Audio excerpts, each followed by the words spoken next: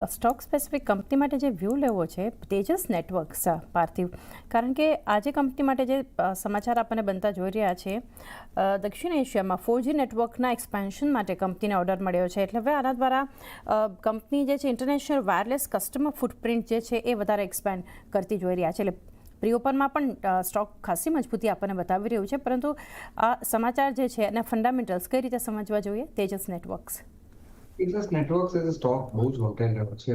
હજી in terms of execution, it hasn't proven the fact કે it can be a true global Indian based hardware leader. અને I think lumpiness હોય છે order books ને execution માં, એટલે I think such a volatile stock I would not suggest for retail investors.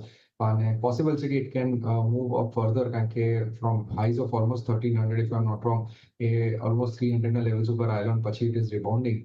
But totally I think હું avoid કરવાની સલાહ આપીશ. રિયલી એક વ્યૂ અવોઇડ માટે આપણને તેજસ નેટવર્ક્સ પર બનતો જોઈ રહ્યા છે.